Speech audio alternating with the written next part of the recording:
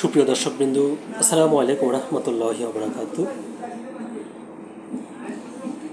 চিপায় পড়ে আমাদের সঙ্গে ভালো ব্যবহার করছেন ডিসি এসপিরা, এটি বলছেন জাতীয় নাগরিক পার্টির মুখ্য সংগঠক হাসনাত আবদুল্লাহ। তো প্রসঙ্গক্রমে তিনি আরও অনেক কথা বলেছেন।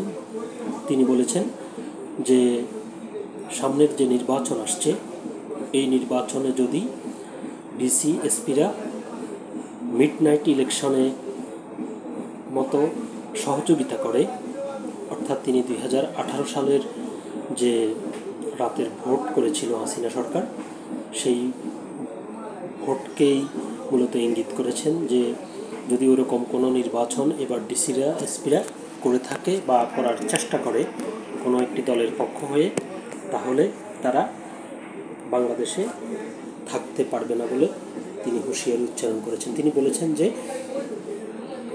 রাষ্ট্রীয় যে গোয়েন্দা সংস্থাগুলো রয়েছে তাদের মূল কাজ সেটি তারা করতে পারে না। বিদেশে বাংলাদেশের বিরুদ্ধে ষড়যন্ত্র হয়, তারা সেগুলো বের করতে পারে না, তাদের কাছে এগুলোর খবর থাকে না, কিন্তু তারা ক্যান্টনমেন্টে বসে রাজনৈতিক দল গঠন করে এবং একটি রাজনৈতিক দলকে অন্য একটি রাজনৈতিক দলের পেছনে লেলিয়ে দেয়, এরকম অভিযোগ করেছেন এবং তিনি প্রাসঙ্গিকভাবে আরও অনেক কথা বলেছেন। তো চলুন দেখি, আমরা খবরটি দেখি যে তিনি বিস্তারিত কি বলেছেন। প্রতিবেদনটি শিরোনাম করা হয়েছে, চিপায় পড়ে আমাদের সঙ্গে ভালো ব্যবহার করছেন ডিসি এসপিরা, বলছেন হাসনাত আবদুল্লাহ। আর খবরটি প্রকাশিত হয়েছে যুগান্তর পত্রিকায়। বিস্তারিত বলা হয়েছে যে রোববার সন্ধ্যায় রাজশাহীতে জুলাই পদযাত্রা শেষে নগরীর সাহেববাজার 0 পয়েন্টে এক সমাবেশে বক্তব্য দিতে গিয়ে তিনি এই মন্তব্য করেন। তিনি বলেন, ডিসি এসপিদের বলছি, আপনারা যে ভালো ব্যবহার করছেন আমরা জানি, আপনারা চিপায় পড়ে আমাদের সঙ্গে ভালো ব্যবহার করছেন। যদি হাসিনার পতন না হতো তখন এই ডিসি এসপিরাই গণভবনেই প্রমোশনের জন্য লাইন ধরত। সাংবাদিকদের দিকেও নজর রাখা হচ্ছে জানিয়ে হাসনাত বলেন, আমরা সাংবাদিকদেরকে দেখছি, আমরা সাংবাদিকদের উপর নজর রাখছি। এই সাংবাদিকরাই জুলাই অভ্যুত্থানে আমাদেরকে সন্ত্রাসী আখ্যা দেওয়ার জন্য লেগেছিল। হাসনাত বলেন, এই তরুণ সমাজ আর দালালি করতে চায় না, কারো তাবেদার হতে চায় না, তরুণ সমাজ আর স্বৈরাচার হতে চায় না। সুতরাং যারা সংস্কারের বিরুদ্ধে অবস্থান নিয়েছেন তারা জেনে রাখুন, আপনারা এই তরুণ সমাজের বিরুদ্ধে অবস্থান নিয়েছেন। মুরব্বীরা ফেল করেছেন, বাবারা ফেল করেছেন, তখন সন্তানেরা রাস্তায় নেমে এসেছে। হারানোর কিছুই নেই উল্লেখ করে তিনি বলেন, আমরা কি জানি না গত 16 বছর আপনাদের ব্যাংক কেমনে ছিল, আপনাদের ব্যবসা কেমনে ছিল, আমরা সব জানি। কাকে ভয় দেখান, আমাদের হারানোর কিছুই নাই। আমাদের লুটপাটের ব্যাংক নাই যেটা আমরা হারাবো। আমাদের শুধু আছে ভালোবাসার মানুষ, আমরা সেটার জন্য রাস্তায় এসে আবার আমরা জীবন দেব। তিনি বলেন, বাংলার আকাশে দুর্যোগের ঘন ঘটা দেখা দিচ্ছে, আপনাদেরকে সতর্ক থাকতে হবে। আমরা বেঁচে থাকতে আর বাসা থেকে কাউকে উঠিয়ে নিতে গুম হতে দেওয়া যাবে না। কোনো মায়ের বুক আর খালি হবে না, কোনো ইলিয়াস আর হারিয়ে যাবে না, কোনো দেশপ্রেমিক সাংবাদিককে বিদেশে থাকতে হবে না।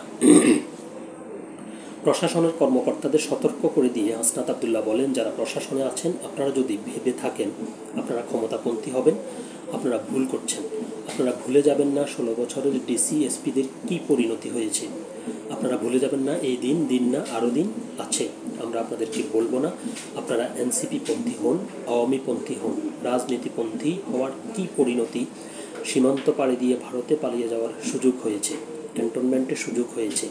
এই ডিসি এসপিদের যদি কেউ স্বৈরাচারের পক্ষে অবস্থান করে, যদি কেউ মিডনাইট ইলেকশনে সহযোগিতা করে, এই বাংলাদেশে আর তার জায়গা হবে না। গোয়েন্দা সংস্থারও সমালোচনা করেন হাসনাত আবদুল্লাহ, বলেন, রাষ্ট্রের এজেন্সির যারা রয়েছেন, বাংলাদেশের যারা গোয়েন্দা সংস্থায় আছেন তারা জানেন না বিদেশে বাংলাদেশের বিরুদ্ধে কী ষড়যন্ত্র হয়, তারা জানেন না বাংলাদেশের সার্বভৌমত্ব ঝুঁকিতে ফেলতে কী ষড়যন্ত্র হয়, যেটা করে তারা ক্যান্টনমেন্টে বসে বসে রাজনৈতিক দল খোলে, তারা একটি রাজনৈতিক দলকে আরেকটা দলের বিরুদ্ধে লাগিয়ে দেয়। আপনারা বাংলাদেশের গোয়েন্দা সংস্থা, আমরা আপনাদেরকেও দেখছি। তিনি বলেন, আমরা ক্ষমতার জন্য আন্দোলন করি নাই, সুতরাং সংস্কার ছাড়া, বিচার ছাড়া যদি ভোটের চেষ্টা করা হয়, আমাদের বুকের উপর দিয়ে গুলি চালিয়ে যেতে হবে। আমরা নির্বাচন চাই, অবশ্যই চাই, তবে সেটা সংস্কার সহ, জুলাই ঘোষণাপত্র সহ। আবার দুর্যোগের ঘনঘটা দেখা যাচ্ছে, সেটার জন্য আপনারা প্রস্তুতি রাখুন।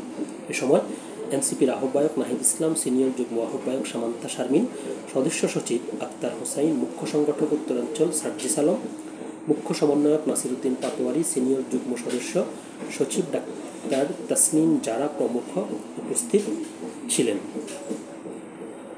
তো প্রতিবেদনটি এ পর্যন্তই ছিল। সকলে ভালো থাকবেন, সুস্থ থাকবেন। আল্লাহ হাফেজ।